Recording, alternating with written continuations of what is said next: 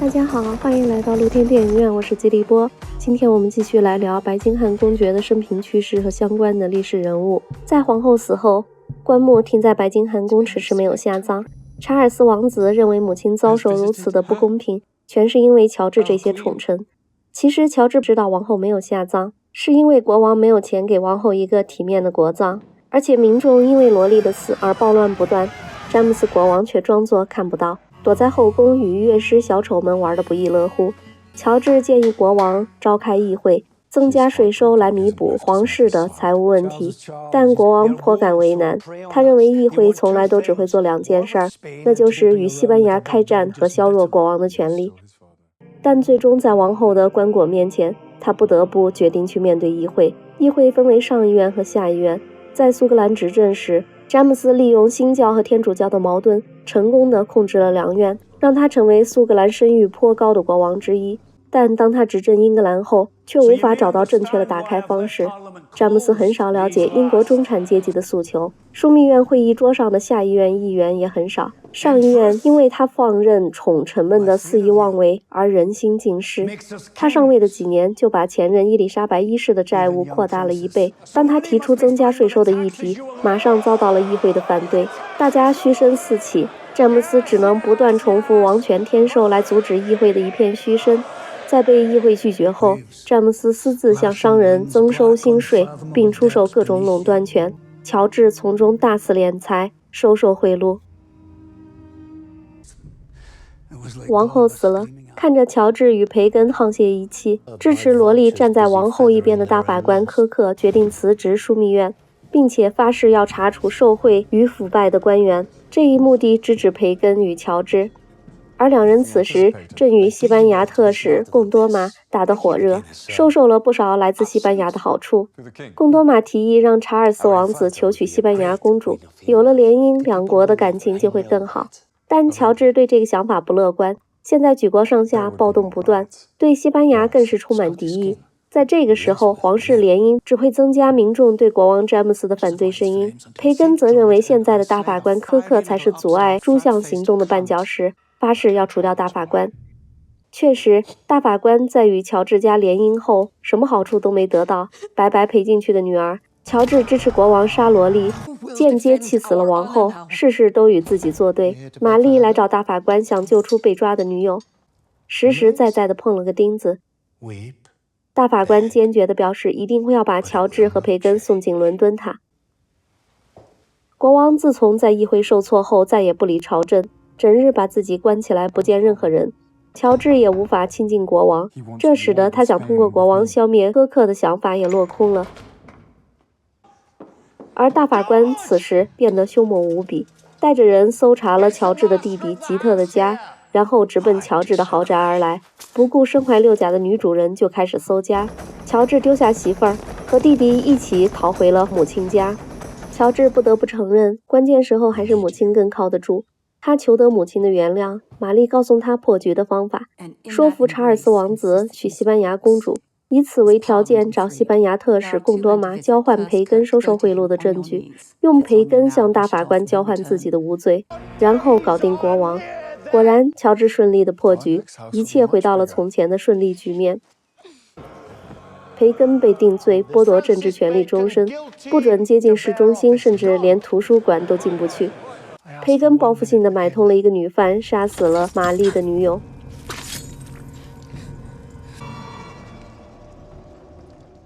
乔治陪同查尔斯王子来到西班牙求婚，大庭广众之下，查尔斯王子一展歌喉，掩盖了自己的口吃。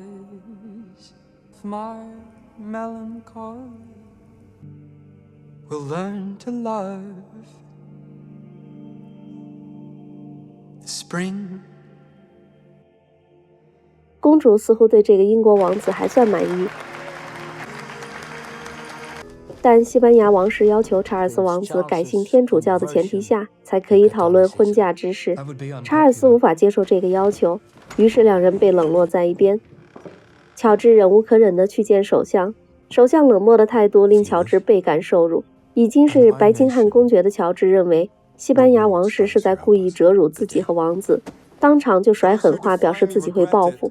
哪怕搭上性命，都要狠狠教训西班牙人的傲慢。最终双方谈崩了，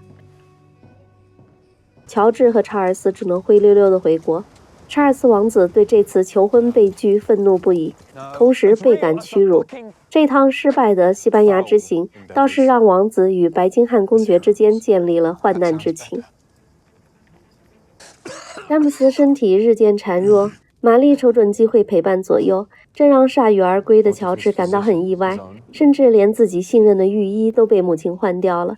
他不解地问母亲要干嘛，玛丽开口就责备乔治没有帮自己救出女友，而且自从乔治被国王盛宠，不仅不再听自己的话，还处处作对，所以痛定思痛后决定自己来拯救国王，保护他不再受到乔治的伤害。这一席话气得乔治直接报复地说，母亲的女友就是自己找人杀死的。这对母子终于到了互相捅刀子拆台的程度。果然，国王在母亲的蛊惑下疏远了乔治，甚至连乔治的亲密动作都被国王拒绝。失去国王的宠爱，母亲也成为敌人，乔治感到束手无策。但他马上振作起来，让查尔斯缠住母亲。他偷偷地把国王带到小树林里布置的世外桃源。两人又和好了。乔治还说服詹姆斯召开议会，诓骗詹姆斯国王说要亲自在议会上说明西班牙人的傲慢以及查尔斯王子的坚强。这一举动引起母亲玛丽的极大反对。母亲知道乔治想要假公济私地发起一场战争，两人剑拔弩张地吵了起来，直到国王进来明确表示相信乔治，并让玛丽离开而告终。乔治和查尔斯召开议会，讨论对西班牙的战争。乔治成功地煽动了议员们对西班牙战争的支持。最终，乔治还是辜负了詹姆斯的期待。玛丽来看国王，并把乔治搞砸西班牙之行是因为冲动和个人傲慢的事情告诉了国王，希望国王能出面阻止战争。可惜詹姆斯一世有心无力地表示一切已晚。当乔治回到虚弱的国王身边，国王愤怒地怒斥乔治利用自己，打破了自己长期以来维持的和平，宣布剥夺乔治的所有头衔，并将他处死。玛丽慌了手脚，本想让国王阻止战争，弥补儿子犯的错，没想到却把儿子和全家人的命搭了进去。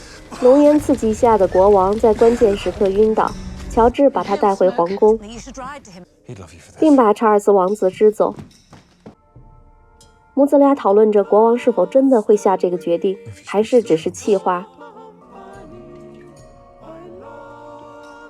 最终他们不想冒险，乔治对国王下了手。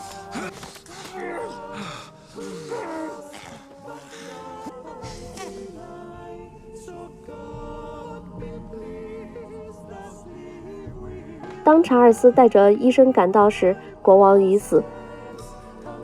乔治故作悲伤状向新王查理一世行礼，于是在查理一世的授权下，对西班牙的战争开始了。可惜大家等来的不是胜利，而是一场接一场不断的失败。伟大的白金汉公爵不断地展现着他的勇气和对战争指挥的无知，最终一名厌战的海军中尉刺杀了乔治。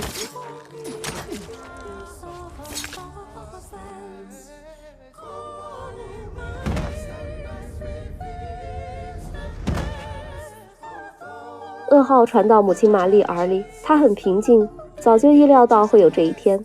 虽然乔治死了，但一家人已经锦衣华奢，高官厚禄，享用不尽，儿孙满堂，如此的荣华富贵，牺牲一个儿子又如何呢？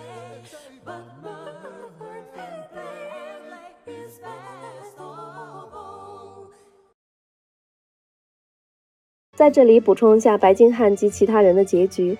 查理一世最终因为暴政独裁被斩首，他也是英国历史上唯一一个被斩首的国王。他的儿子查理二世在几十年后成功复辟。白金汉公爵乔治的妻子后来再婚，专心从事他的天主教事业，并远走爱尔兰，最终在几次宗教叛乱后病死在战场。白金汉的3个孩子被查理一世收养，大女儿结了3次婚，是诗人、女权主义者，也是最受詹姆斯一世和查理一世2代国王宠爱的孩子。2儿子弗朗西斯死于内战，年仅19岁。3儿子，也就是第2任白金汉公爵，没有后代。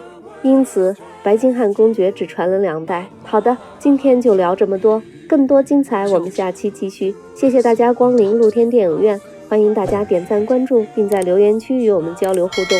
我们下期见。